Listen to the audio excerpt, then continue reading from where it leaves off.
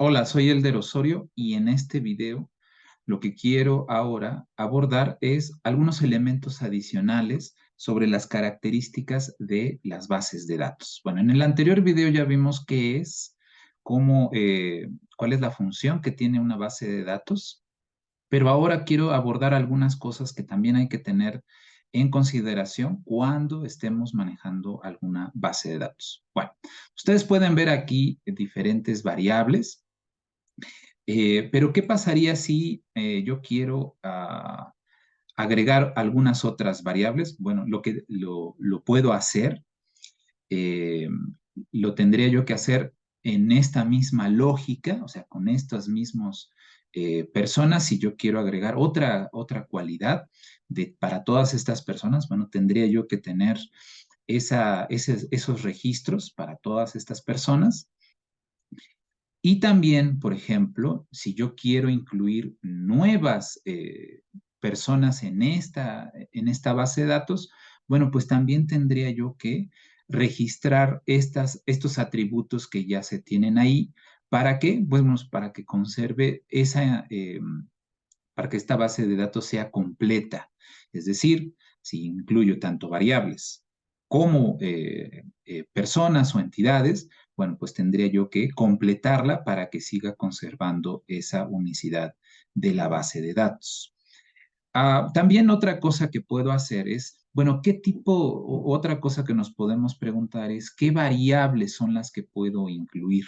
Bueno, eso depende un poco de la pregunta o de lo que queramos hacer, pero en una base de datos, generalmente lo que se tiene es información más allá de lo que podemos establecer por primera vez, o al contrario, también va a haber cosas que necesitamos saber, pero que no están aquí en la base de datos y por lo tanto habrá que hacer algunos ajustes. Bueno, eso más adelante lo vamos a ver cómo es que se puede generar alguna información. Se pueden incluir incluso variables que tengan que ver con algunas que ya tenemos, por ejemplo, el índice de masa corporal, pues se obtiene a través de una división entre peso y estatura, y esta se fue generando. No es que las personas que se hicieron para esta base de datos ya conocían su índice de masa corporal, pero se puede hacer,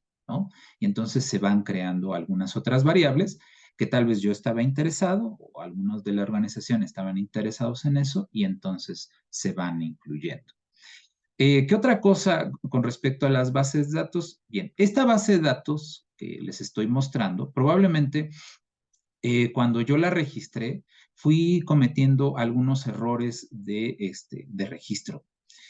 Eso puede ser una complicación porque la máquina, el software, lo que va a hacer, pues, es tener un registro distinto por algunas cosas que yo haya cometido, ¿no?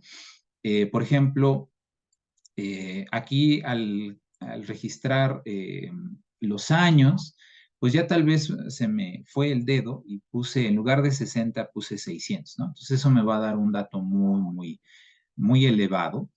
Y eso pues hay que tener cuidado, hay que revisarla, hay que familiarizarse, hay que hacer un escaneo sobre los datos que se tengan, o también si yo estoy registrando cosas que realmente sean ciertas, ¿no? Que no sean muy, muy, eh, o que las personas que me contestaron no pudieran tener esa información en ese momento. Bueno, pues también hay que tener cuidado con esa información. Entonces, bueno, pues hay que conservar la coherencia que tienen estos registros para que entonces se pueda seguir manipulando.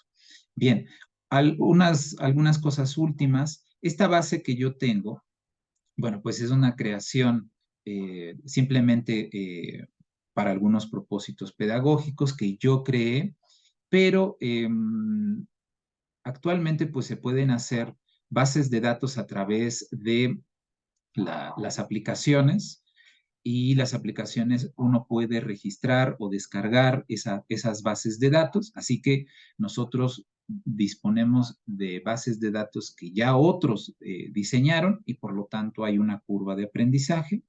O también podemos ir a otras plataformas, las cuales nos pueden descargar las bases de datos, por ejemplo, INEGI. Tenemos ahí varias bases de datos y también nosotros no las diseñamos y tenemos que adaptarnos a ver cuál es la información que tienen cada una de ellas.